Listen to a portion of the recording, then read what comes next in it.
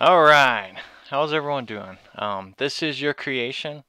My name is Starseed Bey. This should be an interesting conversation. I've been debating on how to come across this because what I've been researching lately is the aspect of our body as ourselves, right? Our body. Um, Holding our spirit, right? It holds our soul, it holds our being. And I've been talking about this, and how our body and our soul becomes one. And then there's that divine presence, which is that Christ energy, that Mashiach energy. That is our guide, our protector, whatever it may be, is that gateway to the heavenly realms. And I just been researching a lot of this, and a lot of that deception comes in, that's talked about in the Bible, and the fallen ones came into play as well. We got the fallen angels, also the story of Adam and Eve as well popped up, and how Eve is the woman, and Eve also translates into life bringer, gave Adam, which is of the ground, the apple, and then they fell from the delightful place, which is the Garden of Eden. So, and they were kicked out. And it leads me into a lot of different aspects that, I'm still researching. But there's a lot of scriptures that are quite interesting. So we're going to be talking about this. I don't know how this video will turn out because there's a lot of research to dig into. So yeah, so thank you everyone for joining me in the chat room already. We got Jay, Home Sauce, Christy, Allie, thank you guys for joining me. So let me go ahead and plug myself, and then we will go from there. So if you're interested in me, or this is your first time watching me, I'm on YouTube. Definitely like my videos, subscribe, share out. It helps me and it helps you guys. I'm also on Facebook. I got a public site, facebook.com/realtalk. Bey. You can check me out on there as well. And I'm also on patreon.com/Bey.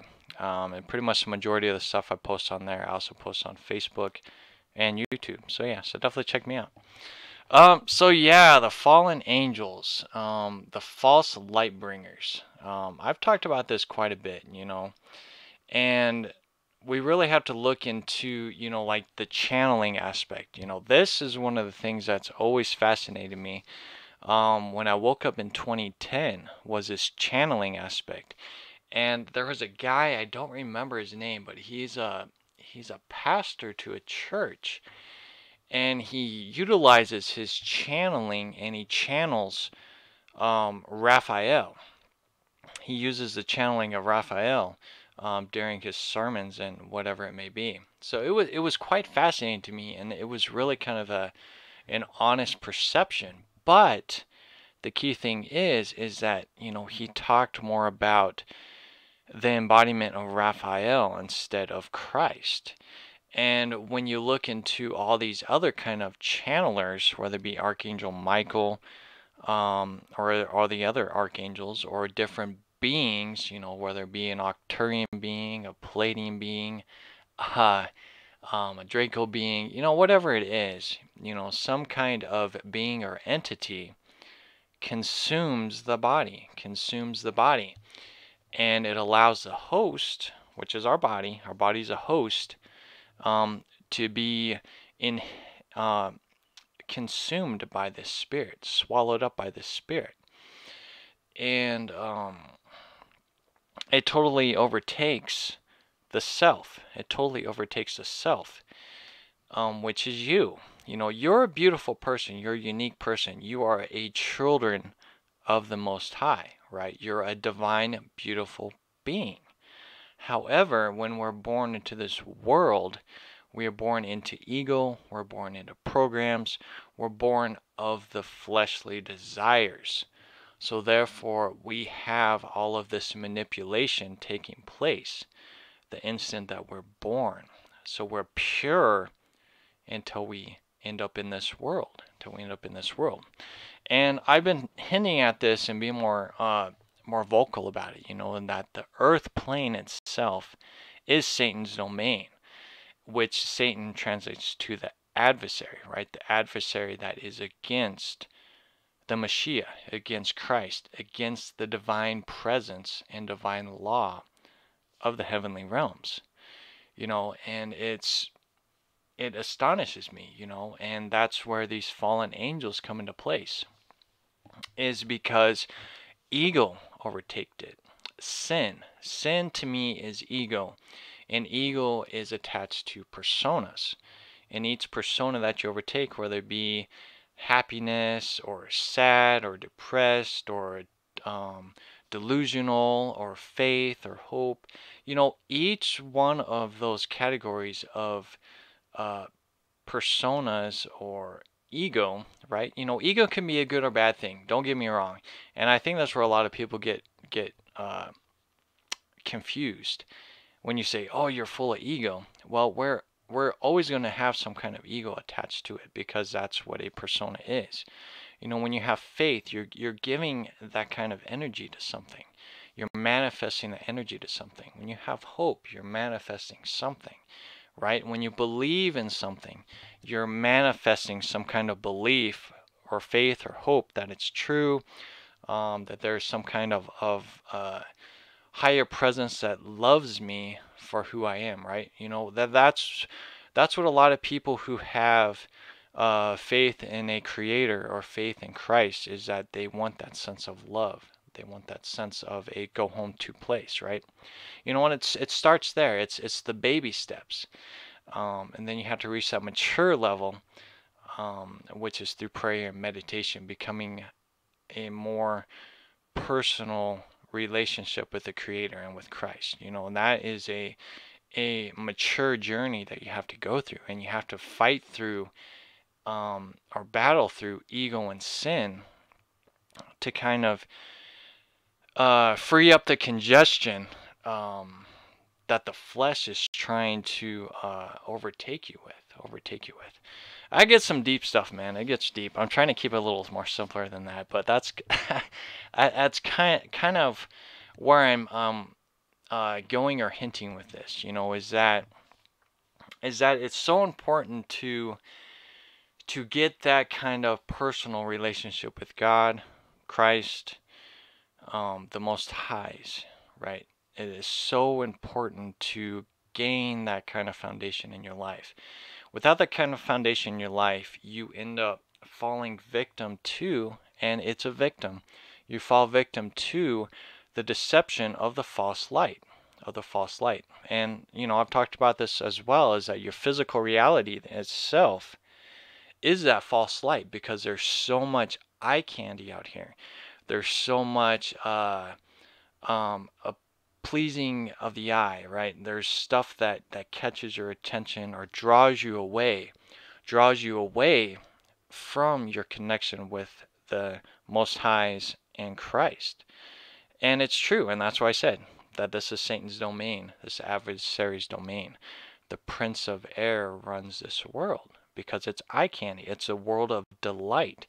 And it said that we were kicked out of the Garden of Eden, but in a way, we're in a false Garden of Eden. It gets deep. It does. I'm not too sure I'm going with this, man, but it's that realization that we cannot fall away from the delightful place of this. And there's so many comments and so many things that I read of, well, you only live once, you might as well enjoy it. You only live once, so you might as well go and venture out into the world and try new things. You only live once. Well, why are we having that mindset that we only live once, right? We only live once. There's so many testimonies, including myself, of having past lives, of having multiple lives, whether it be a positive one or a negative one. There is some form of past life. So this leads into a lot of areas that what you do now has an effect on your soul when you go from body to body to body. There's some kind of effect. And again, if you look into the matrix, the soul matrix concept, say I'm one person, but I'm attached to 1,000 people on Earth, right? We're all connected, sharing different kind of experiences, whatever it may be, and sending all of that database back to a collective soul matrix. And what's the purpose of that? It's divine in nature. It really gets complicated, but the soul matrix is a divine essence that goes back to the creator, learning more about creation, learning about on how souls handle themselves, how each soul, like myself or you guys, how you handle your soul. Are you falling into the illusion of this world and becoming connected to it? Be like, oh, I don't need my creator no more. I don't need to go home back to the heavenly realms. I'm happy right where I'm at. I'm happy right where I'm at. I can create heaven on earth. I'm happy where I'm at. And that's that selfish element that is attached to the flesh. And it gets real deep. There's a lot of scriptures that really present this attached to the flesh concept. And it's this video could end up being long, man. It really could. So let's go ahead and we'll read some scriptures on the fallen angels and my representation of the dragon too. And it talks about that as well, is that the fallen angels fought against Draco, which also is a representation of the dragon. And a lot of times, a dragon has so much symbolic symbolism to it. If you look into dragons, there's I think like 7 or 8 different types of dragons that represent something. So, but if you look into the conspiracy stuff, they call, the draconians and things like that, the Draco energy, right? It's labeled as evil. It's labeled as the lizard people, right? So we really have to look at a deeper level. The Bible itself is such a symbolic. It's symbolic in nature. Everything is symbolic. Christ spoke in parables. He made his disciples aware to speak in parables, to weed out those who are the true children of God or children of Israel from the children of the flesh, or the children that follow human doctrines and human laws. Weeding them out. Those who seek and search and want to have a personal relationship with God or Christ are going to read between the lines, are going to do further research, are going to not only look into the Bible, but look into many other aspects and elements, trying to piece all the puzzles together, right? Because it's a big puzzle that is just huge. We can't do it by ourselves. But we can't follow human doctrine either. That's why it's so important to go within yourself and have a personal relationship with Christ or God. And again, it's not religion. You don't have to believe in a creator. You don't have to have faith or hope in a creator. You need to discover the creator. You need to discover Christ. Without that discovery, that's all your life is going to be, is full of faith and hope. And then when you die, a lot of people say, well, when you die, you'll find out the truth. But you can find out the truth right now. You can have that personal relationship now. But so many people are lazy or find excuses to stay away from it. Science, for example, or atheists, they don't want to have that kind of personal encounter because they think it's a load of garbage. And some people will be Christians and then they become atheists, and then they come back to Christ again because they had those kind of experiences. And it puts the pieces of the puzzle together. I've fallen away myself with Christ here and there because I needed to fully grasp that awareness of what it's like to have a personal relationship with Christ and what it's like to not have a relationship with Christ and just live by the flesh alone. Live by the flesh alone. And it gets lonely. It gets dark. And you don't have a go home to place. You don't have a go home to place. And that's why I say, you have to have that time every night or day, whatever it may be, to have that sense of forgiveness, that sense of surrender. That's so very important, surrender. And learn to let go of all of that fleshly desires, or those ego-driven people that are in our lives, right? That sometimes people don't like you, and they let you know that, or you get frustrated with people because they're not doing what they should be doing, or they're talking smack about other people. There's just so many things that just get so frustrating in life. You have to have a go home to place, and I've been talking about this a lot. Is a go home to place. It's a tongue twister right there. So yeah, so dragon itself to me is a symbolism of what?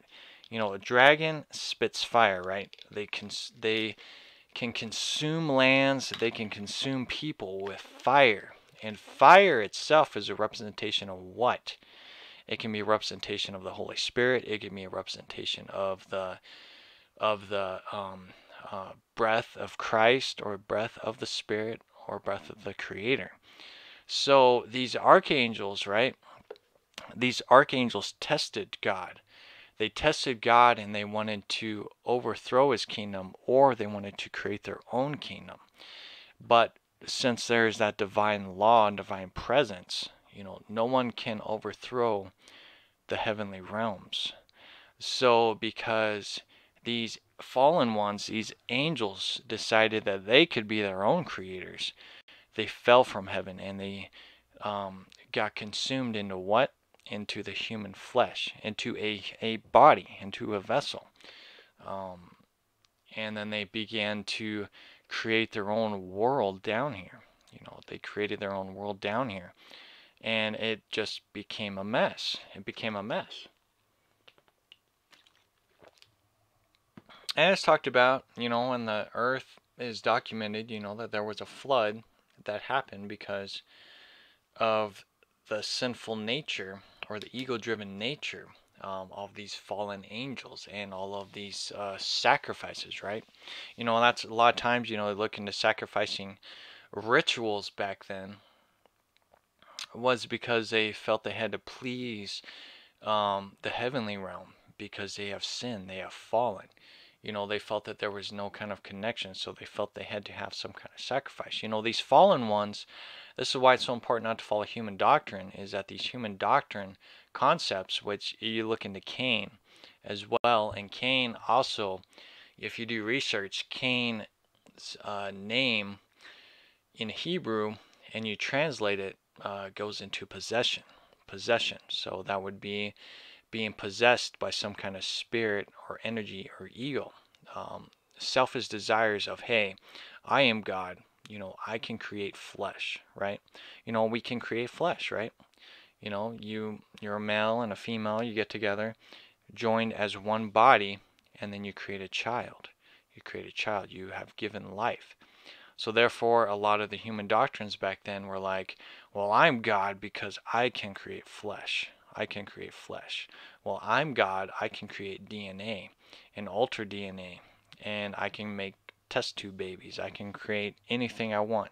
I can create beasts of the earth and of the world. And that's what the Garden of Eden was. The Garden of Eden was a genetic research lab of creating beasts, because it was the God of the earth, right? The Garden of Eden had the God, or the doctors, or the scientists of the earth, because there's two creation stories, and it's bizarre, but there's a creation story of the earth with humanity living on the earth, and then there's creation story of the Garden of Eden and the scientists that were in there genetically altering and creating their own beast that was away from God. And it's bizarre, dude. It really is. But yeah, so it's a lot to think. It's a lot to gather. It really is quite fascinating stuff, man. So yeah, so let's go ahead and we'll read some scriptures, and we'll see where the spirits are guiding this podcast here. So Jude 1:6. And the angels, messengers, who did not stay within their own position of authority, but left their proper dwelling, he has kept in eternal chains, under gloomy darkness, until the judgment of the great day. Again, that's talking about the fallen messengers. That they have lost their position in the heavenly realms. And they're trapped here. They're trapped here. 2 Peter 2:4. For if the Most Highs did not spare the angels, the messengers, when they sinned, but cast them into hell, which also, hell isn't in the Bible, so it'd be the underworld or Tartarus. Look into Tartarus. It's the same concept. And committed them to chains of gloomy darkness to be kept until judgment. That's kind of the same thing. And you notice that too, is that, that was talked in Jude and 2 Peter. These books are all intertwined. Genesis 6:1-22. When humans began to multiply on the face of the land, and daughters were born to them, the sons of the Most Highs, or Elohim, saw that the daughters of humans were attractive, and they took as their wives any they chose.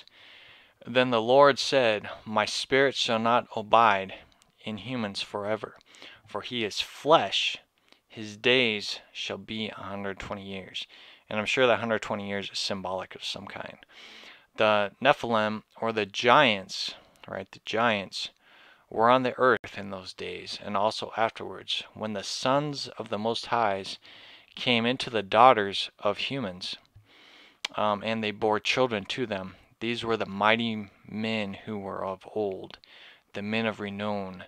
The Lord saw that the wickedness of man was great in the earth, and that every intention of the thoughts of his heart was only evil continually. Only evil continually. And that means that flesh and that ego and sin is attached to this body, We're born into sin. Our soul is pure. Our soul is pure until we're born into this flesh. This flesh could be those chains that are being talked about, right? That are being talked about.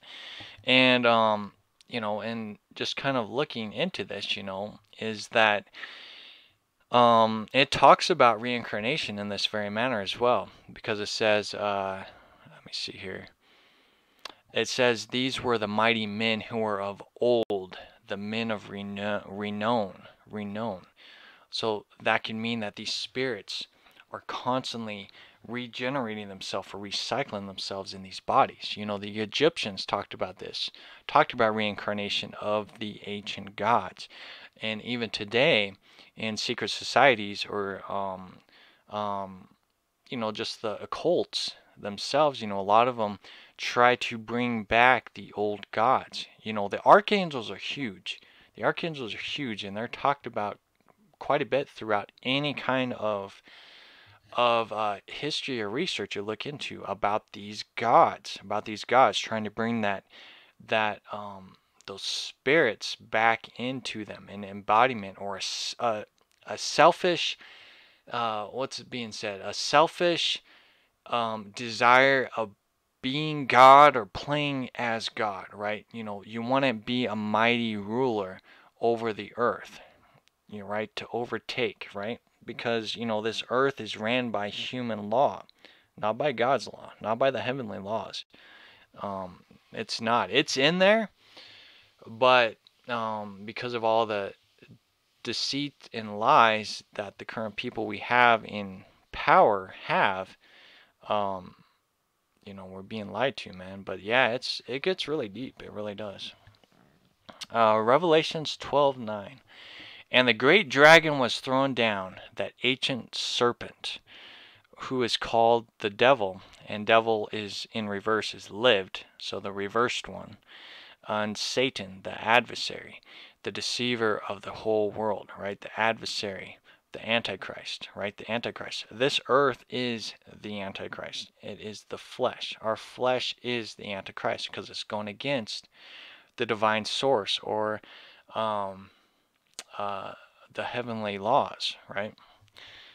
The deceiver of the whole world. He was thrown down to the earth, and his angels were thrown down with him.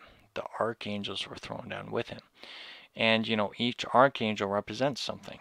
You look into the Testament of Solomon, it talks in a great detail on how these angels manipulate humanity in a positive way and a negative way. You look at the stars, those stars could be souls that manipulate humanity. There's so many things that are unanswered, but we're learning every day. But yeah, it says the great dragon, the ancient serpent. And serpent again is attached to what? The serpent represents knowledge and wisdom. And, and that's what the Elohim, the God of the Garden of Eden, didn't want Adam and Eve to find out, was about the knowledge of wisdom. The knowledge of wisdom, right? And now I'm getting more, it's, if the Garden of Eden was a laboratory, right? And the gods of that laboratory didn't want their subjects, Adam and Eve, to realize that they were in some kind of dome structure being created genetically. Once they found out that knowledge and awareness, they wouldn't want to be in there. They wouldn't want to be in there. And they were ashamed too, right? As soon as they had knowledge and wisdom, they were ashamed of what? They were ashamed of their nakedness. It wasn't because they were butt naked. It was because that they realized that they were trapped inside their own flesh in this suit that was separate from God, So it gets deep, right? So they were kicked out of this beautiful land, and then they were booted into the earth, which was a wasteland. So, and this earth has been destroyed and replenished and destroyed and replenished. So, maybe when Adam and Eve went out of that laboratory, the land was a wasteland. So they had to be rebuilt. And that's where faith and hope and all that stuff came into play. Oh man, it gets deep. There's so many ways you can go with that. But yeah, so that's the ancient serpent, and the ancient serpent isn't bad.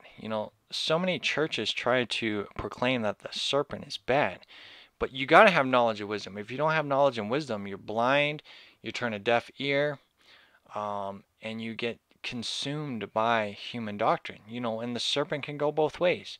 A serpent can deceive you with its slithering tongue, and the serpent can be a sense of wisdom and a sense of growth and maturity. So the serpent isn't a bad thing.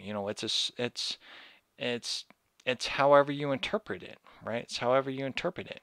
Same with churches. I was watching Michael Basham's podcast earlier, and I had a question about, on how, people are trying to find Christ, but every time they go to a church, majority, right? There is good churches out there, but the majority of the churches people go to, when they try to discover Christ, a lot of the churches are just telling you, well, you're going to go to hell if you don't repent, blah, blah, blah, blah, blah, blah, blah, right? So, it gets hard for people, and it can turn people away from Christ. I'm not entirely sure where I was going with this, but as a whole, is that we just have to find that personal relationship with Christ.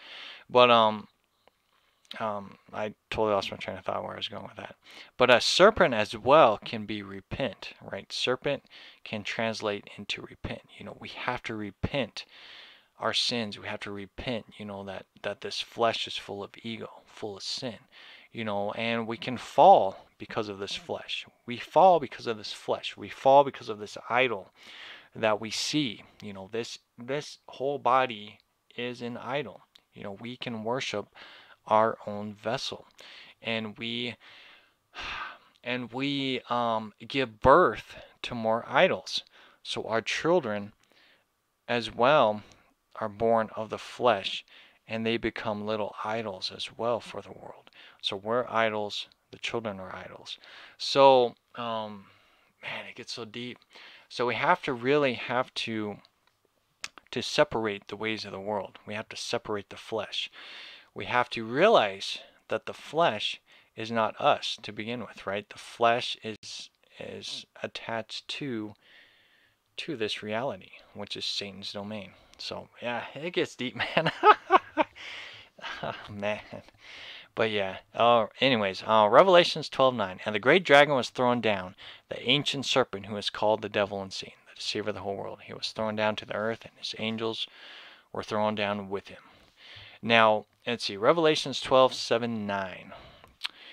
Now the great battle arose in heaven, Michael and his angels fighting against the dragon, which the dragon will also represent God, which will represent the heavenly realms. So think about that. And the dragon and his angels fought back, but he was defeated. Okay, I'm going to read that again. So Michael and his angels fighting against the dragon. Okay, they were fighting against the dragon. Okay. And the dragon and his angels fought back, two dragons. If I'm reading that right, Revelations 12:7 through 9. If you got a Bible, check it out.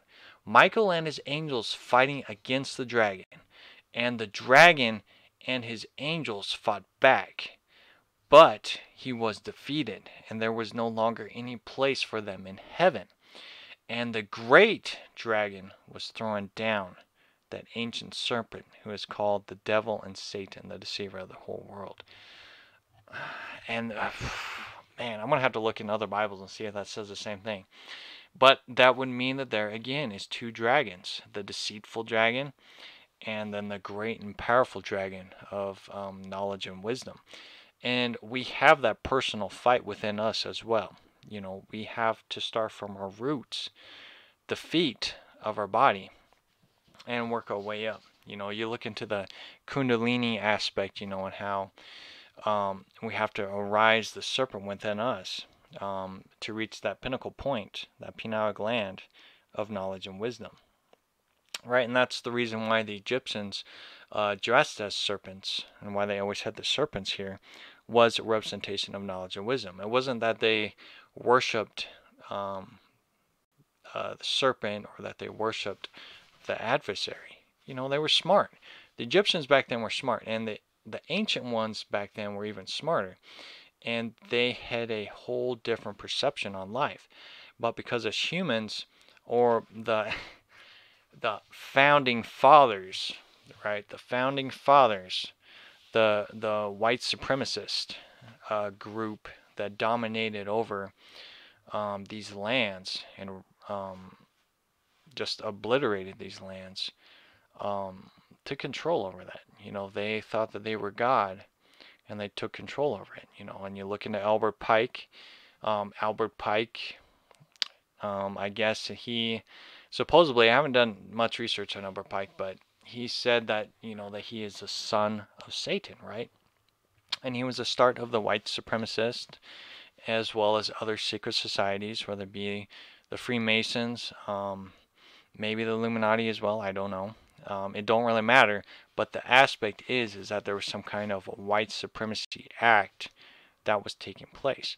And why is that? You know, why is that? And again, that goes back into Rome and Greek as well, because that's where the white supremacy stuff happened over there as well. It gets really weird. It really does. And that's definitely something I need to do research on too, because with me, I'm unaware. I was unaware at the time, but I guess the Old Testament was written in Hebrew, and the New Testament was written in Greek. Adam, you didn't know that? Well, to me, it makes no sense. It still don't make no sense. You know, and you know, if the original, right, the Old Testament was written in Hebrew, and a lot of what happened was in the same realm, right? Israel, Jerusalem, things like that was in that area, Egypt. You know, that should have also been written in Hebrew. And I was talking with a buddy of mine, and he was saying, well, it's because a lot of them migrated into Rome, and there was that, you know, the big war. You know, there's no lie, you know, that the Roman Empire began to dominate over the Middle East and began to dominate over the world. You know, we have the Roman Empire. You know, we have the archon system. You know, that runs, if you run the bank, you control the bank, you control the military, and you control religion. You know, that's the archon system. That's the archon system. That's the Roman Empire that was ran by what is his name? Apollyon? I think it's Apollyon. That was created by Apollyon. I could be wrong on that, but I'm pretty sure that it was Apollyon. Um, so yeah, it gets deep, man. It's a white supremacy thing.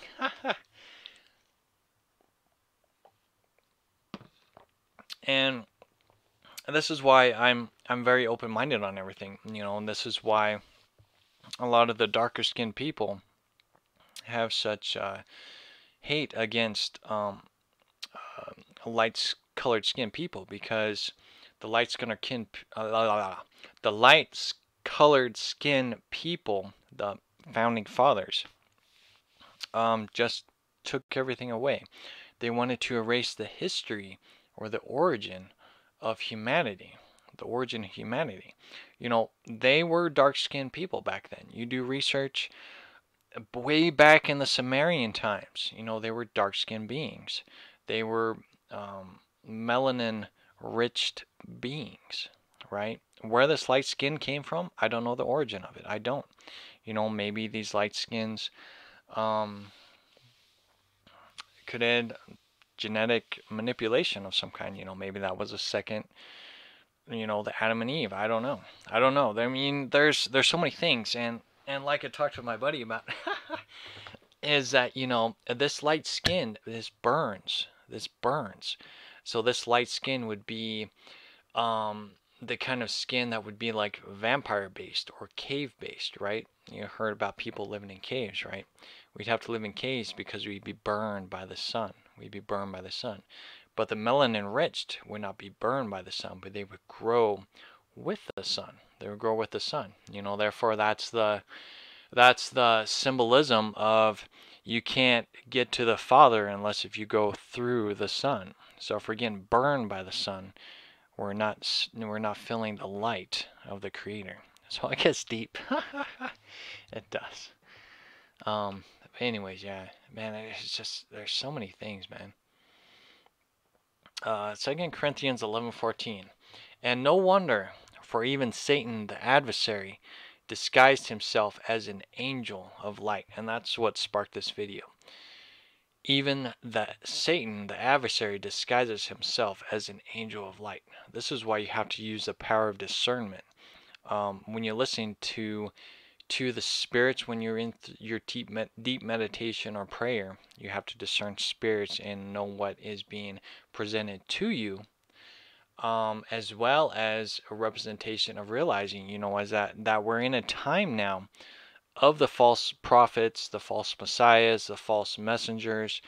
Man, we're just seeing just a huge uprise. It's actually dwindling down, thank goodness, but there was an uprise of all of these channelers. Oh, I'm channeling so and so and so. Who is it? Edgar Casey? Yeah, Edgar Casey was the one who wrote the book about channeling spirits and kind of the representation of that, and the beautiful awesomeness of, oh my gosh, I'm channeling this spirit here. Oh my gosh, I'm channeling Arcturian spirit, or I'm channeling the Galactic Federation of Light, right? All these spirits are distracting the people, deceiving that false light thing. You look into New Age, you look into the Team Light concept, whatever it may be. Well, all you got to say is, if you hold the highest order of light, you can only be in my presence. But even in the Bible, it says that Satan, the adversary himself, can be portrayed as an angel of light. These beings are smart. They're not stupid. And they don't have any kind of that their tongues are locked, or that they cannot slither their way into your presence, because they can. And that's ultimate deception. They can. The only spirit you should ever listen to at all is that Christ Mashiach energy within, period. And the Creator, or the Most Highs up in the heavenly realms, period. That is the only source. Are you going to be in tune with spirits? You will.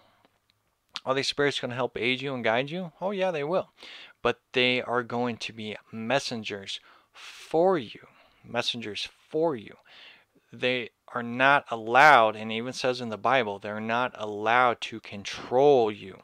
And even in Revelations, I don't remember. I always get it confused. It's either Peter or John or somebody. And in Revelations, when he was showed all of these great revelations in the Bible, he knelt down to the angel. And the angel's like, no, what are you doing? You don't kneel down to the messenger. You do not kneel down to the messenger. You kneel down only to the Messiah, Christ, or the Most High's. That's it. And kneeling down is a representation of meditation or praying. It's not a worshiping thing. It's sitting down in that sacred place with the Creator again. So we really have to be aware of these false light things, and that a lot of people just don't know what's going on. I don't know a lot of stuff, but there's a lot of revealing things that unfold day to day to day, and you just put the pieces of the puzzle together. That's why it's so important to do research and continue with it. Don't just get stuck in one thing. So many people that I've watched in 2010 are stuck in the same element. They're stuck in the higher self element, and how they're somehow attached to either past lives, which could be, right, past lives, or attached to other beings or other heavenly realms, which could be as well.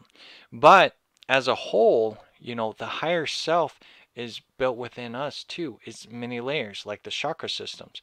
It's many layers that we have to go through to obtain the best version of you. You have to heal yourself first. You have to forgive yourself. You have to surrender. You have to surrender to something.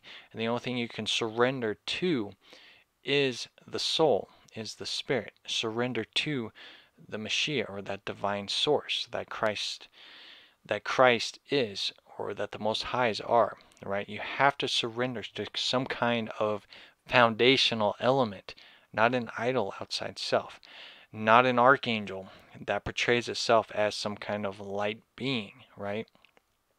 And we could come across that in the later days. Is that we could have ships that show up, and these beings could be angels of light.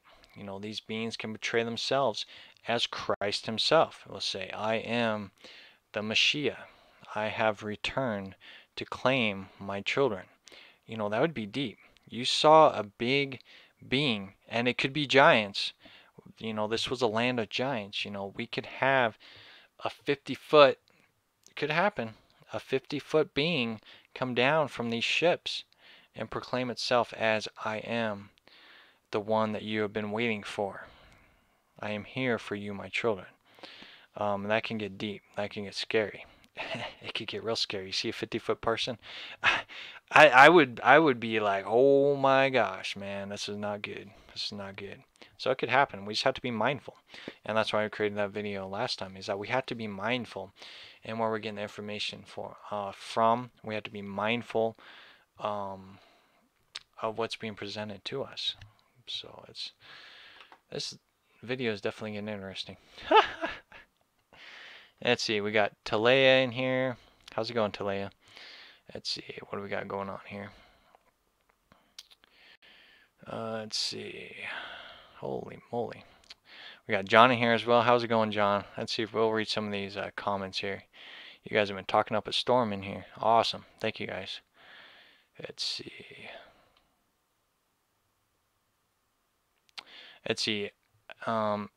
Ally says, I can trance out doing everything. I wish I could control. Never wish. Never wish. Okay? Never wish. It's all about will and intent.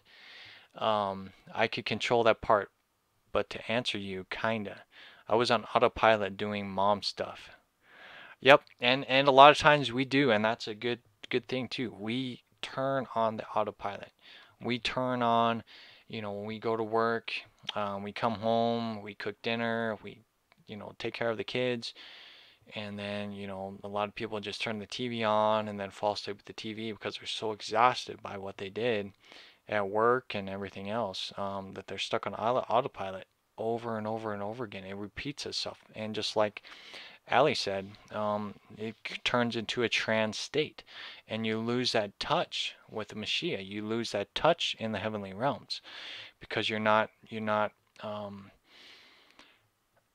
giving yourself time to release, to forgive and let go, so you can begin anew, in a new day, And we have to catch ourselves when we come across the autopilot aspect, because so many people fall victim to that, as well as the I wish. Never I wish. Okay, there is symbolisms behind that. Wishing.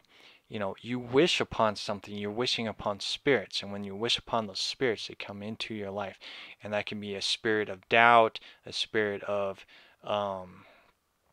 depression, or a spirit of anxiousness, whatever it may be. Never wish.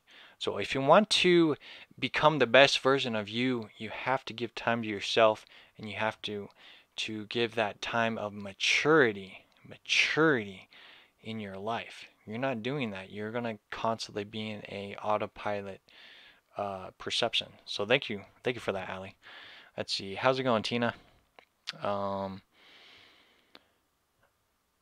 Let's see. Talea says, Ali, you probably have the ability to allow consciousness to be and observe. Observing is key. Always observe your reality. That's definitely a good one. Let's see here.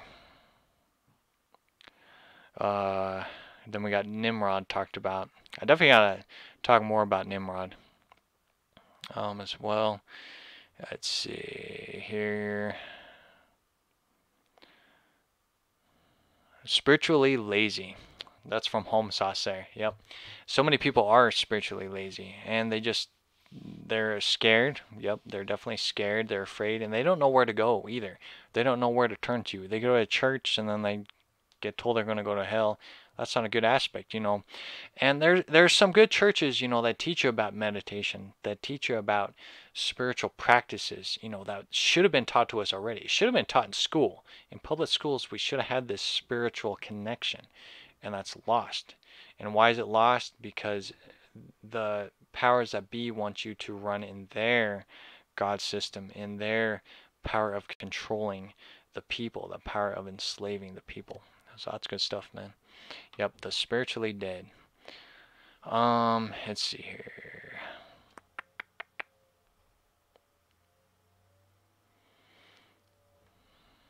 I think that's about it. I'm trying not to be too quiet on these. I'm trying to read through all this here. There's some good stuff in here. Let's see. Home Sauce says, I always play with words. Don't know why I have never heard or put that together.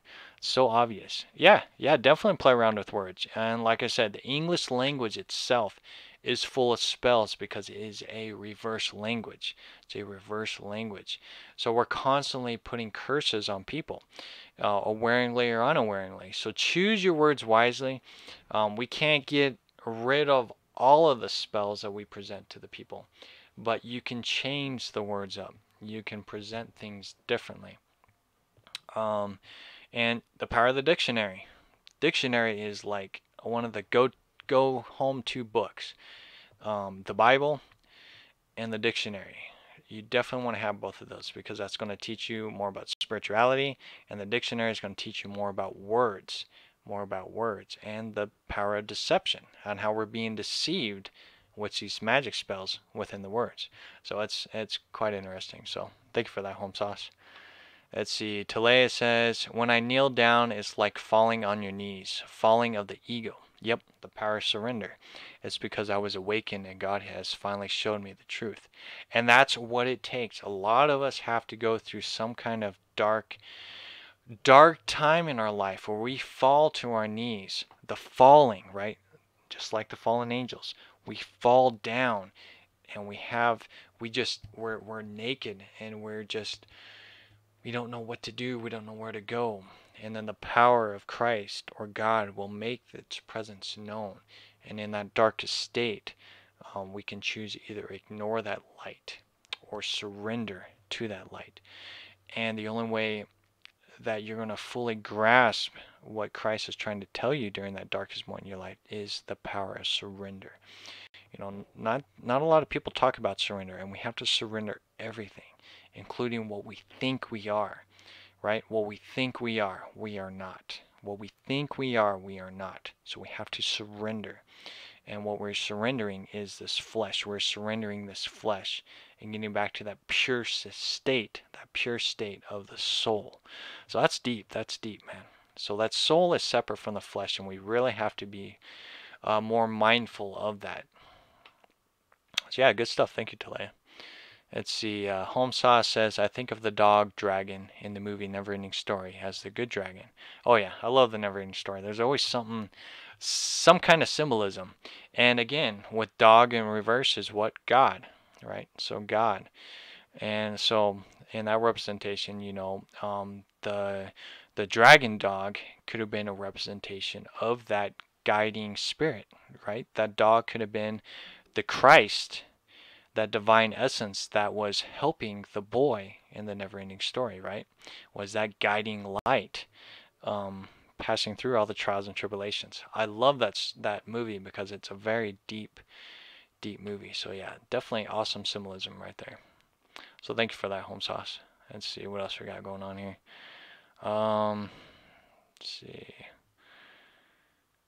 Let's see. Allie says, Adam, I have so many thoughts to ponder. That's why I'm here, man. If I'm making you guys think and doing research, then I'm doing my job. And that's why I'm here. Let's see here. Christy Folk says, is the 1/3 of the angels that were cast out of heaven with the devil symbolic of something? And I don't know. It could be, but as a whole, you know, angels can be a representation of messengers and a representation of ego. Say ego got out of hand, right? The ego of self got out of hand, so it got rebellious. You know, just like a child, just like a teenager. You know, you have parents that are trying to raise their kids, and then when you get into that teenage state, you get rebellious. You want to do your own thing. You want to discover the world for yourself, and you're not listening to the elders that are trying to wise you up and rise you up in life. So you get rebellious. So you leave the kingdom of your mother and father, and you venture out into the desert, into the wasteland, discovering about life. You know, discovering about life. And are you going to run back to the father and mother again, realizing the error of your ways, a sense of maturity? So yeah, it's definitely symbolism in a lot of ways, you know, is how we can be considered fallen angels ourselves. You know, the soul fell from the heavenly realms into this body of flesh, this flesh of ego and sin. So it's definitely symbolic, you know, and we could be those, or we could be messengers, you know, just like myself. You know, I'm here to help you guys discover spirit, to help you guys get a personal walk with Christ, Mashiach again, and with the Creator again. You know, that's my whole goal, is to help you guys get back with a personal relationship with Christ and the Creator, to rise you guys up and rise you up back into the heavenly realms. You know, those who have fallen and have stayed or been led astray by this fleshly realm, right, by this realm that is of the Antichrist. So that's what I'm all about. Let's see. That's pretty much about it, man. Homestad says they are terraforming the earth. Yep, terraforming is beginning to be a huge thing. Terraforming or transmutation, something like that. The earth or sky is trying to block my sun and sun rays. Yep, them dreaded chemtrails, man. They're everywhere, man. That's crazy. Hey, how's it going, Kenny? Let's see. Kenny says, unlearn what you have learned. Become a Jedi. Yes, become a Jedi. But here's the key thing. You not only want to become a Jedi, but you also want to become the dark side as well. Because the Jedi is full of light, right? It's full of light and wisdom and maturity. But You also want to be part of that dark side, because what is that dark element? It is the part of our birthing point as well. So you want to be both. You want to be a dark Jedi master. You want to be the balance of both the yin and yang, right? You don't want to be against the yin and against the yang, because you're going to cause conflict. You're going to cause chaos within your life. You want to create a balance or an alignment. Let's see, I was watching the 13th Son. I've been watching him for years, man. He's definitely been a mentor and a help to me on my path. He definitely speaks to me anyways.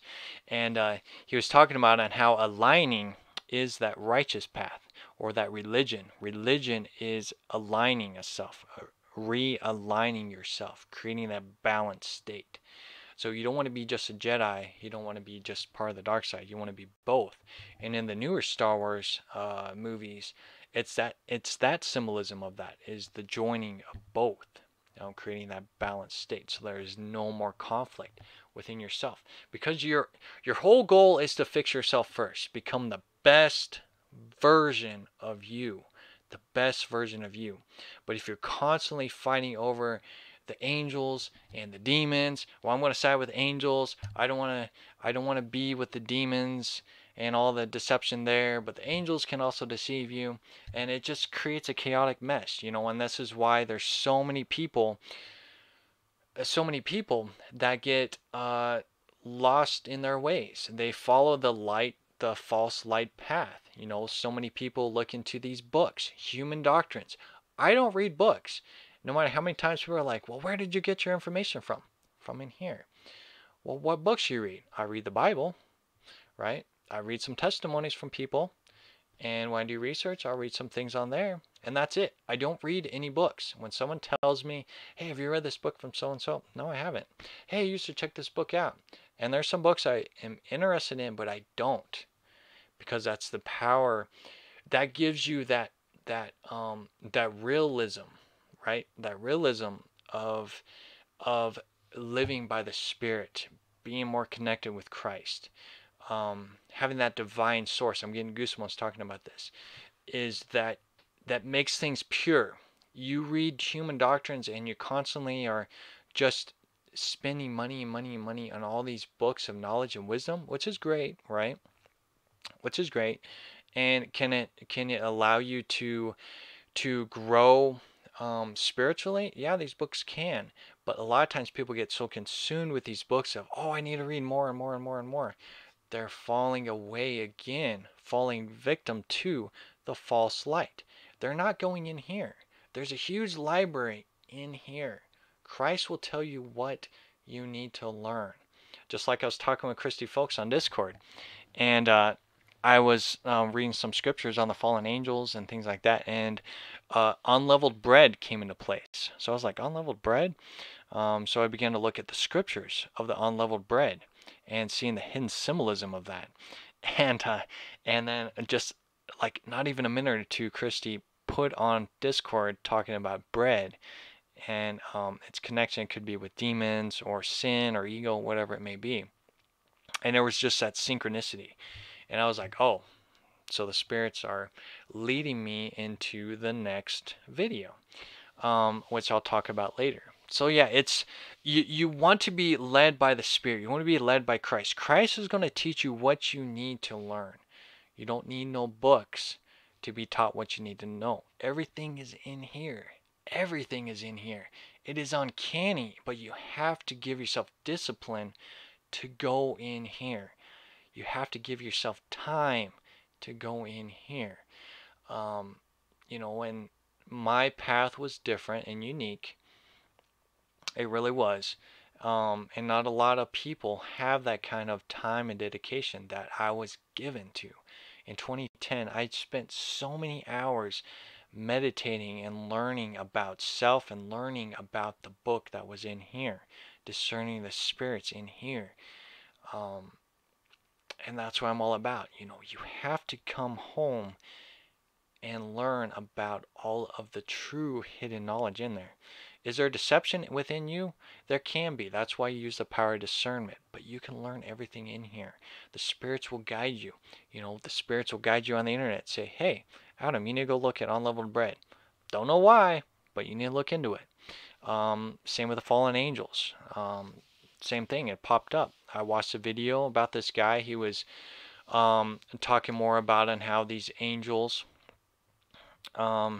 take on the body of the flesh, and that the flesh, you know, it consumes the people.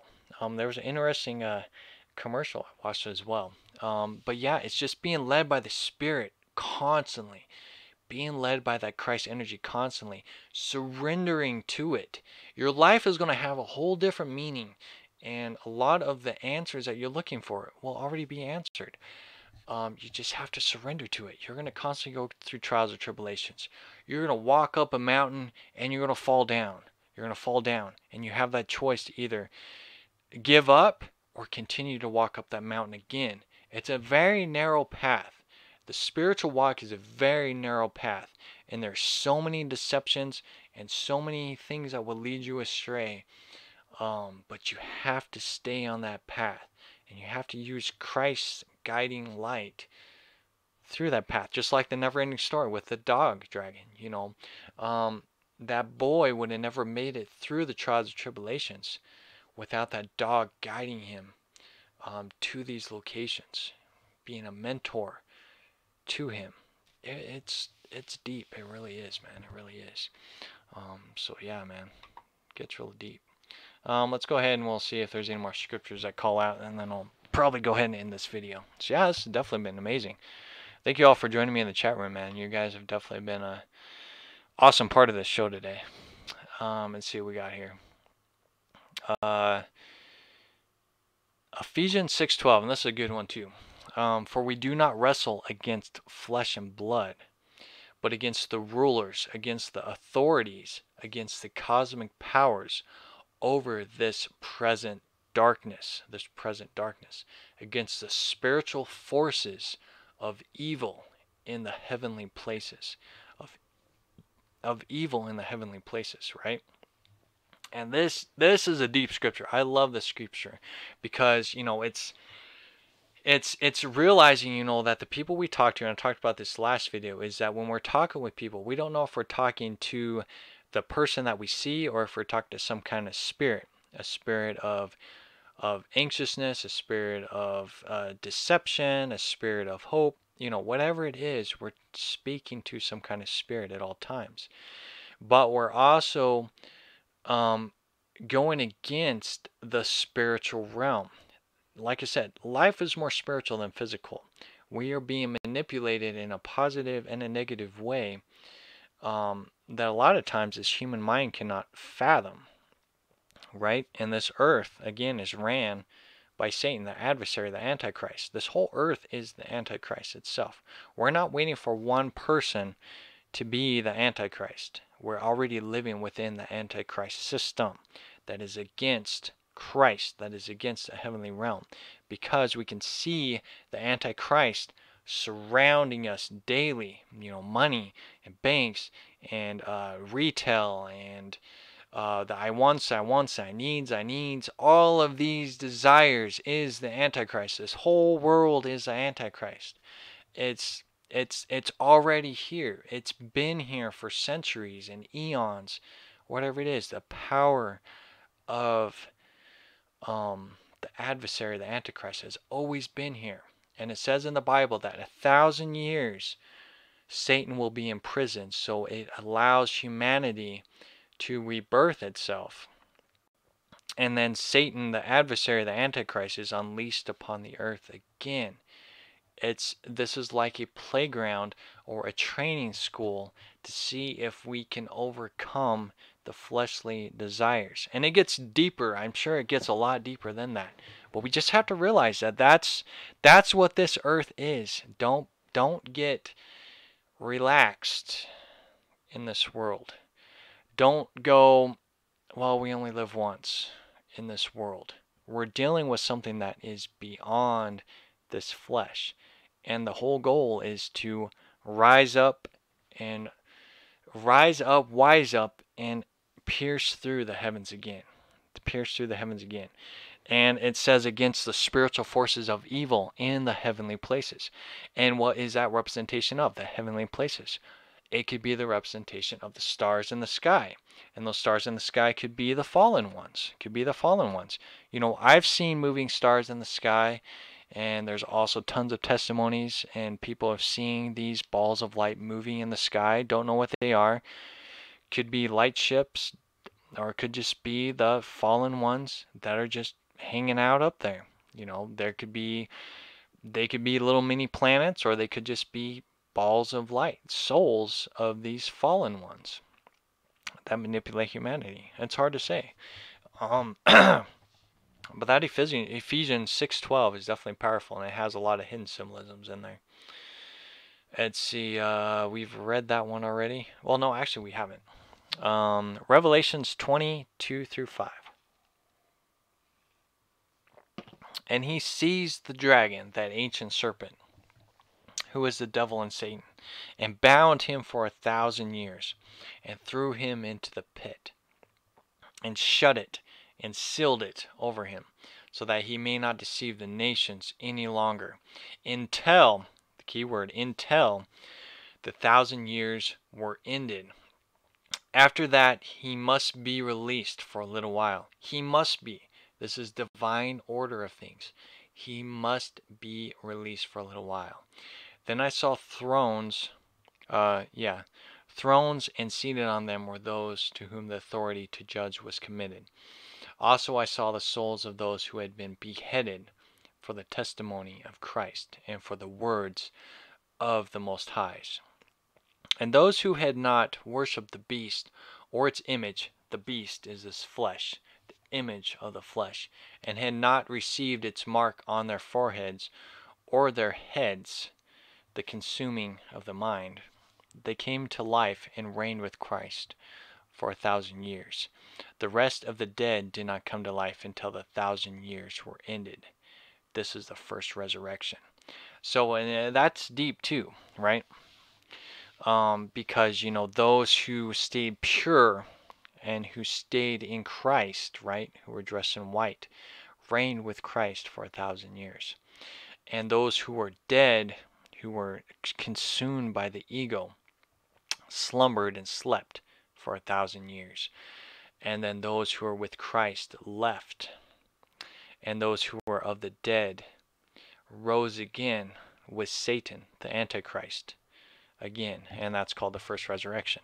So it gets deep, man. You know, those who are full of ego, who live by the flesh, will remain in some kind of slumber and will remain with the Antichrist again. And it's just a repeated cycle over and over again. You can read any kind of history book, and it's always the same thing, is that the kingdom is built, beautiful kingdom is built, but eventually you'll get that treacherous serpent, right? That treacherous serpent that wants to take over the kingdom.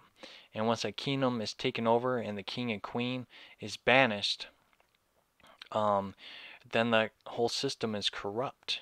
And then the people turn into slaves, and it's just a corrupt system.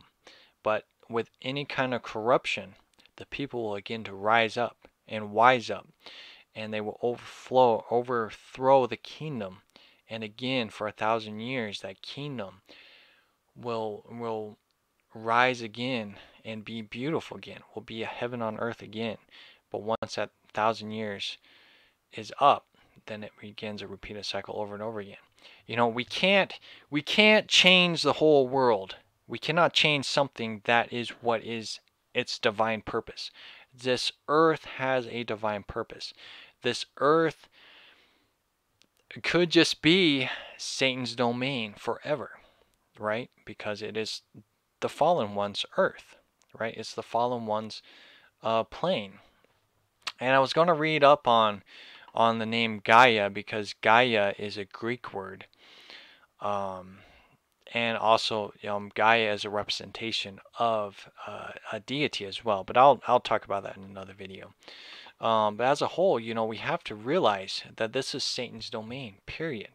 And we're here just to rise people's up. I'm here to rise your guys' soul up, to create the best version of you, so then you can pierce through the heavens, learn about the ancient techniques, pierce through the heavens, and go back home. Go back home again. And that's why I'm here, and that's, I got to get my school started here. But there's other people that have schools that are teaching the very same things I want to teach about. So it's out there already. It's out there already. So we just have to realize that we're not of this flesh. We're not of this idol. And we have to teach our children that they're not little idols as well. We have to surrender to that Mashiach energy. We have to teach them about that Mashiach energy, the true divine source of that. So it gets real deep, it does. Let's see here. Man, there's so many scriptures in here. Job 2:1. Again, there was a day when the children of the Most Highs came to present themselves before the Lord, and Satan the adversary also came among them to present himself before the Lord. The time of judgment. The time of judgment. We're being judged now, and we're being judged daily. Everything we do, every little secret that you have is made known to the Most High, no matter what it is. If you think, oh, I don't want my neighbor to find out about this, or oh, I don't want... Oh, my word. That's pretty cool. Alright, so anybody joining me here, you should be getting an emergency test from the president right here. So nothing to be alarmed about. But yeah, the whole United States, or just the whole America, was supposed to get that test. So nothing to be worried about, but that's interesting. So let's talk about this test thing. This test can only be summoned by the president itself. Everybody received this text, no matter where you're at. Everybody did. And that caught me off guard. And that's weird because I thought it was supposed to be on Thursday, but it was supposed to be today. Yes, I'm glad I'm home during this time. That probably sounded really weird at the work environment. So it's not to be concerned about. But if this was a real emergency, how would you react right now? How would you react? Say there was a conflict with China and the United States right now. Say there was some kind of thing that was going to happen with that, with Russia involved as well.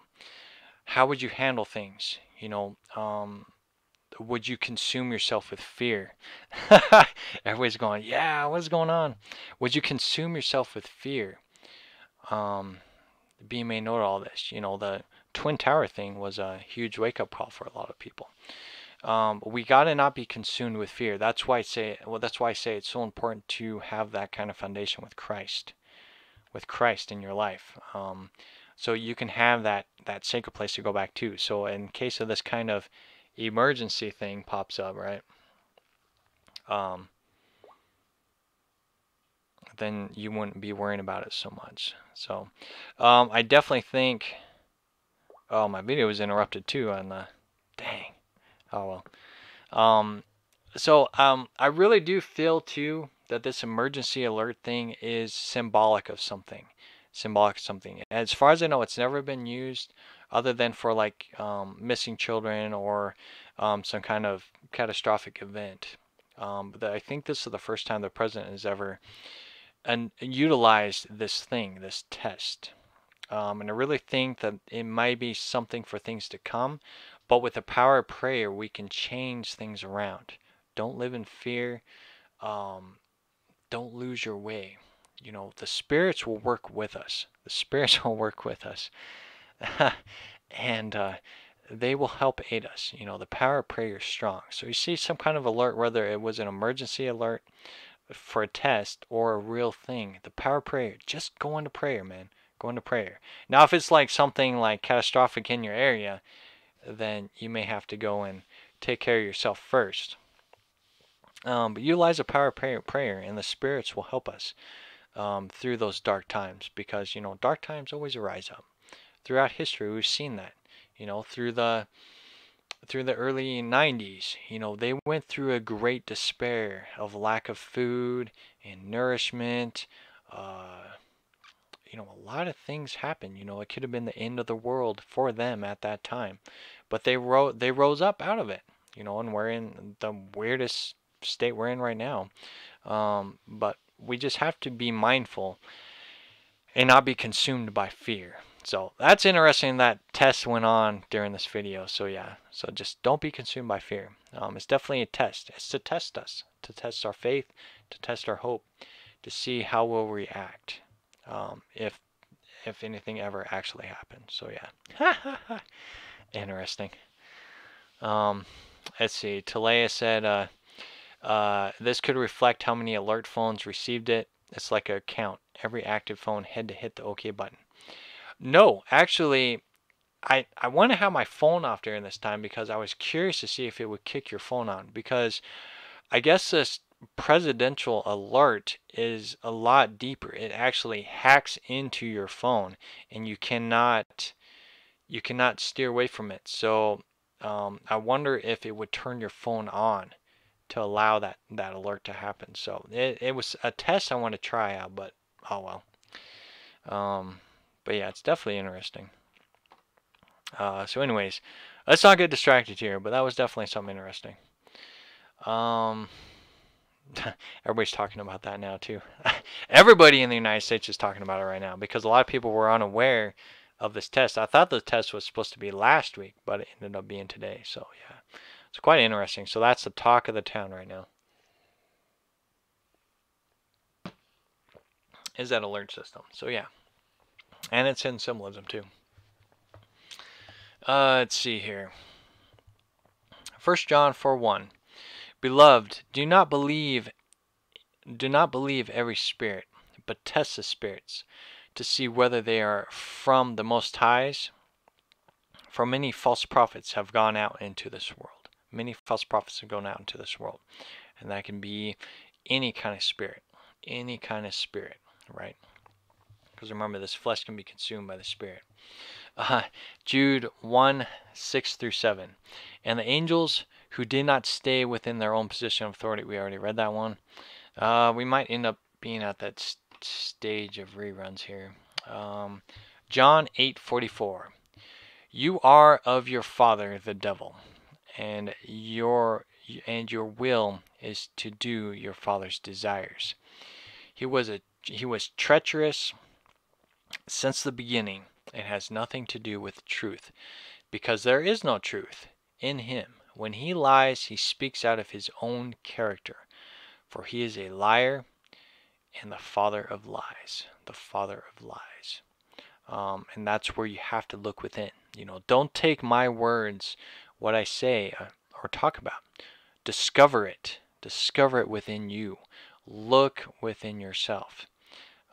Because otherwise you're just going to constantly be led astray by these people. You've seen research on all these people who lead these cults and lead these people of like, oh, I'm the Messiah, I'm gonna lead people to the promised land. It's outside self, and they're liars, man. A lot of people are liars. That's why it's so important to go within. 1 Peter 5:8. Be sober-minded, mindful, be watchful. Your adversary, the devil, prowls around like a roaring lion, seeking someone to devour. As soon as you let your guard down, man, he'll devour you. He'll devour you. And how does the adversary or the devil work? As soon as you have any kind of doubt or despair or any kind of eye candy that leads you astray, right? There was a scripture I read about adultery, right? Is that if you look at a man or woman with lustful eyes, right, with lustful eyes, you've already committed adultery. And that is a spirit. The spirit led you that way. And you allowed it to, okay? You allowed it to. There's a lot of talk of people saying, that these spirits cannot go within you unless if you allow them to. But here's the key thing, is that when you turn your eye to that man or woman, right, that eye candy, and you go, oh, hey, and then that thought comes in, that thought of lustfulness comes in, that spirit has already taken you, because that spirit has fed you that thought. You didn't create that thought. That spirit gave you that thought. So therefore you allow that spirit to go within you because you allowed that thought to happen. You allowed it to happen. But you don't want to fight it either, because then you allow that spirit of fighting to go within you too. So you have to observe, question yourself, be like, why was my eyes led astray to that person? What is the symbolism behind that? You got to be mature minded on it. You know, what led me that way? There was some kind of spirit that led me that way. Who walked in my path? What kind of spirit is mingling around me? You know, call that spirit out. Say, spirit, why are you trying to follow me? You do not have no right to be around my presence. You have no right to break through my barriers. Be firm with these spirits when they consume your mind in that very nature. The spirit of doubt, the spirit of depression, the spirit of anxiety, you feel it, it's not yours. It's a spirit. It's a spirit that is hanging out outside your barrier, trying to break in, trying to see if you'll cave in. Cave in. As soon as you cave in, boom, that spirit consumes you. There's a lot more to these spirits than it's just, well, the only way the spirits can come in is if I allow them to. You allow them to through thought. You allow them to through will and intent. You surrender yourself to those feelings of depression or anxiety, or anxiousness, or whatever it is. You know, you allow these spirits to consume your body, to consume you, and you're not even aware of it. You know, you're not aware of it. As soon as you get some kind of weird thought pop in, boom, that's a spirit. It's telepathically giving you some kind of image, and you have to stand your ground. Stand your ground. That's as deep as I can get with that one right there. Is that we're always tested by spirits daily, and these spirits will try to manipulate you in whatever way possible. So yeah, it's real deep, man. I'm probably gonna go ahead and end this video with a couple more, maybe. Let me see here. Matthew's 25:41. Then he will say to those on his left, "Depart from me, you cursed, into the eternal fire prepared for the devil and his angels." Prepared for the devil and his angels. You know, it talks about that, the devil and his messengers. These spirits are around us constantly, trying to torment us and lead us astray constantly. So we have to stand in our grounds. We have to create a foundation with Christ. We have to create a foundation with the Most Highs and connect back to heaven, so we can be more mindful of these spirits that surround us daily. You know, they know not what they do, right? A lot of people do know what they do, but they're consumed by those spirits. People can have like 10, 15 spirits attached to them and they don't even know it. Same way with what you eat. What you eat also attracts the spirits. Sugar is a big example, attracting spirits. People get addicted to sugar. People get addicted to fatty foods. People get addicted to the flesh. People get addicted to the flesh, eating of the flesh, and that's not us either. You know, that's not us either. So we have to be very mindful in how these spirits work. It's a very divine nature on things. It's the way divine law works on things. And it's just that we have to be more mindful and wise in what we do, what we put in our body, what we consume within our body. Man, it gets deep on so many levels, you know, and it's important also to spend time in the sun. You know, spend time in the sun, whether it be in the early morning or in the evening. You know, spend time in the sun. Absorb that energy. You know, I go into a deep state when I am in the sun, because I'm soaking it in, but I'm also raising up, you know, and leaving my body and allowing my spiritual body to charge up. You know, we're charging up our spiritual being. It gets deep on so many levels, man. Let's see. I think I'll go ahead and end it on this one. 1 John 3:8. Whoever makes a practice of sinning is of the devil. For the devil lived in reverse, has been sinning from the beginning. The reason the Son of God appeared was to destroy the works of the devil. Destroy the works of the devil. And again, devil is reversed. Everything is in reversed. A lot of the stuff that we're taught, we have to reverse it. Everything has to be reversed. We just have to learn about everything. You know, Christ hinted at that in his words. You know, and that's why he said the devil. Now, I'm pretty sure the devil really isn't in there. I'm sure it's probably a Hebrew word of some kind. But as a whole, you know, the devil is lived in reverse. So the devil is allowing you, these spirits are allowing you to be consumed by ego. So if you want to live, you need to turn your life around. You need to turn your life around so you can live within the Spirit of Christ. So you can live again. So you can be born again with Christ. And you know, it's so funny to me. Even if you know the Bible was translated into English and has a lot of deception involved with wording. There's a lot of hidden notes in there.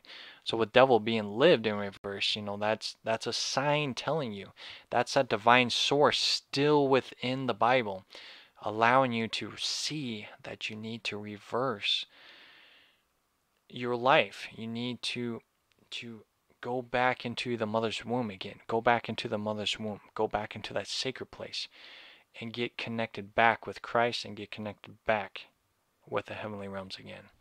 So yeah, here's another one here. James 4:7. Submit yourselves or surrender yourselves, therefore, to the Most High. Resist the devil or the reverse process, and he will flee from you. And he will flee from you. You know, once you're aware of the deceptions of the world, right?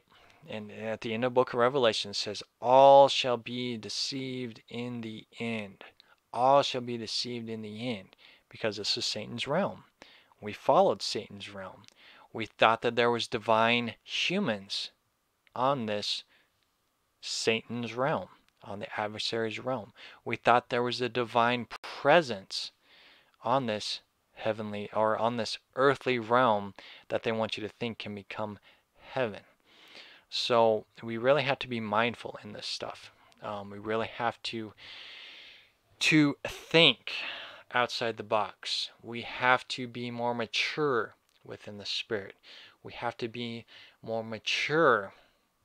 Your will and intent needs to be mature in discovering more about what Christ is, more about the heavenly realms. We have to devote our life to it. Do not follow the ways of the world, for it would deceive you. Do not. I was disconnected. Oh, it says I'm reconnecting. Let me know if I'm still alive, man. But it's getting deep.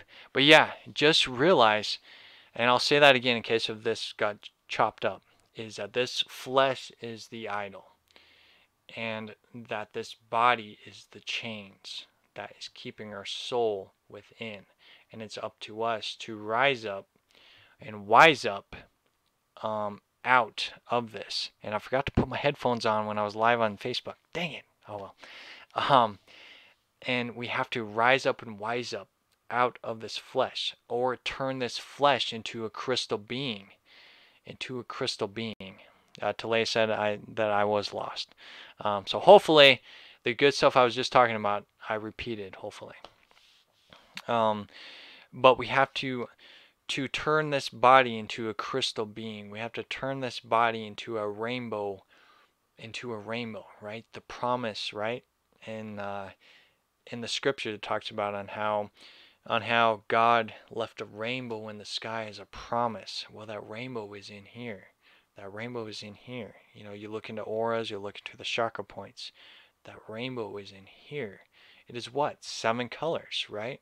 I think it's 7 colors. The rainbow has 7 colors. Chakra points are 7. There was the 7 days of creation. There is also the 7 the Oh, I was reading about that too. The Jewish thing about seven, there's always the thing of seven. Seven, seven, seven, seven. All throughout the Bible. And it's just it's coming home. You know, the promise of the rainbow is in here. The color or that robe of many colors is already on us. It's wrapped around us. The love of the Most Highs is already wrapped around us. We just have to unlock it. We have to unlock it. We have to devote our life to Christ. We have to devote our life to the Most Highs so we can get out of here. So we have enough energy to get out of here. Because this whole world, and holy cow, my whole color just totally changed. The whole atmosphere of your being needs to be devoted to Mashiach and the Most High. Now, with that being said, it doesn't mean you can't have fun. You can still go out and play sports. You can play video games. You can read comics. You can go work out, whatever kind of hobby you like. Have fun. But don't allow yourself to be consumed by it. Don't allow yourself to be attached to this world. Because as soon as you're attached to this world, that's it. And this gets deep too. This really does. And we really have to let go of everything. Let go of everything. And this gets on so many levels. I definitely want to make a video about, when a loved one passes away. When a loved one passes away, or a best friend, or just somebody that we cared about a lot passes away. We really have to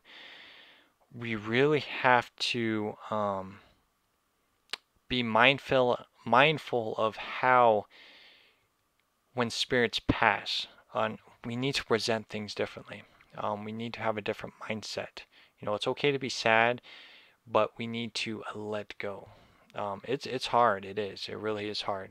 I've had some close people, like my nephew, for example. He was only like 2 months, 3 months old, and he passed away. And this was before I had my awakening in 2010, and I hated God. I was like, God, why would you take this child away from these people? Why would you take this child away from my family? And it was hard for me. It was, but it allowed me to. It left an imprint with me. Realizing, is that I allowed that spirit of anger to consume me. I allowed that spirit, or that jealous spirit, to consume me, and thinking that it was the divine fault, that it was the Most High's fault for taking that child away. But the child was there as a symbolism for them, and it was a symbolism. It was a symbolism for me too, to realize, that it wasn't the Most High's fault, but it was a divine plan or a divine purpose. When people pass in our lives, it is of divine nature. It is to test us. It is to test our faith. It is to test our walk.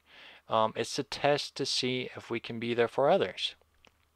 And how we're going to handle others when they go through these kind of processes. Again, I lost my sister. Was it last year or the year before? I don't remember. But I lost my sister. She lived a long life. She was handicapped, so she was my oldest sister, but she was treated as the baby of the family, because she had that mind of a child. And she was only supposed to not live very long, but she ended up living, till she was 37, I think. I don't know. She lived a long life. And she had a lot of medical issues, but she was strong and she was stubborn. But I had to be there for my mom during that time, and with that, what I went through with my nephew, and before my awakening, and then my trials through my awakening, I was able to be there for my mom during that time. It's still hard on my mom. It's not easy to lose a child. You're bonded, especially if you're the mother. You're bonded for life with that child constantly. You can feel, your children as a mother constantly. So we have to be mindful of that. And that's kind of getting off track here, but I really felt that this needed to be talked about. So we really have to be mindful when we go through those stages in our life. We have to learn the power of surrender, realize that it happens for some kind of divine purpose, and that these people that were in our lives had some kind of value or reason to be in our lives, whether it was to change our life or whether it was to change their life, and once they're gone, we have to let go. We don't want to be bound by this earth. We can attach ourselves just by the burden that we carry within ourselves, right? Of not letting go, not letting our children go when they move on, that sense of guilt. So we really there are so many things that this world needs to teach humanity, but it's tough, it's hard. But I really feel that we're at that staging point, or the beginning staging point of that 1,000-year reign that it talks about in the Bible, where 1,000 years will bring heaven on earth, right? The knowledge and wisdom of the heavens will be brought down here for future generations. And then again, this will be the Antichrist world again for a divine purpose. So as a whole, we really have to be mindful in everything that we do. Even if we lose a loved one, just make sure that you get in that sacred place and spending time with Christ and God, and just surrendering and just having that personal walking relationship with Christ. So I think that's how I'm going to end this video. So yeah, it's definitely important to have that kind of foundation. And no matter how many people talk to these supposed beings of light and ETs, and whatever happens in the future, like I said, there could be tons of spaceships and 50-foot tall people come down and say, hey, I've come here to claim my children, right? We just have to be prepared. And we're not of this flesh. We're not of this idol. We have a soul within us that is separate from this flesh. And we have to remain separate from this flesh, because this flesh will consume you just like that. I've experienced it many times, and I'm sure a lot of you have experienced many times where you are trapped within your flesh and you've allowed the flesh to consume the purity of your soul. Your soul is pure. Your soul is pure. But the flesh is not. We're born of filth. We're born of filth. So we have to rise up and wise up, man. And we have to help each other out through this whole process. So yeah, so it's all about Christ. Come back home, man. Just like I said in a couple videos before. Come back home to Christ. Come back home and connect back to the Most Highs. Once you establish that connection, you have to constantly keep that connection going. You have to constantly be living your life with that divine knowledge and awareness of living with Christ. Christ, the Messiah, walking beside you at all times. Be mindful of all things you do. Over-observe your surrounding areas. Use the power of prayer every time you come across somebody. Use the power of prayer through your daily life of helping and healing people. That's going to give you a more divine and personal walk with Christ, because you're doing what Christ did. He walked and healed people. He also was very vocal and said, you are following human doctrines. How dare you think outside self? Outside self. Christ said to go back within. Go back within. How dare you go into a church and worship a false idol? Go back within self. Go back within self. So we have to have a personal relationship with Christ. Always. Always. And that's the foundation. No religion. It's realigning and adjusting yourself spiritually and realigning yourself back to the Most Highs again. To the Most Highs. So yeah, so build that personal relationship with Christ. Very important. Very important. Beautiful foundation. If you have any questions, concerns, get with me. On my public site, I'm on facebook.com/World Talk. I'm Starseed Bey. If you want to book a session with me, or if you just need a quick prayer, you can send me a message, and I'll just do a little message prayer on Facebook, and I'll send it to you guys. So yeah, so you definitely got to create a personal relationship, and that's really I think the real message behind this whole video. So yeah, create a personal relationship with Christ. It's definitely key. So love yourself. Keep shining bright. Thank you all for joining me in the chat room. Definitely appreciate it. We had Talea and John and Jay and Ali, Kenny, um, and Christy folks. Thank you all for joining me in the chat room. Definitely appreciate it. Oh yeah, and Home Sauce. So yeah. So love yourself. Keep shining bright, and I'll talk to y'all later.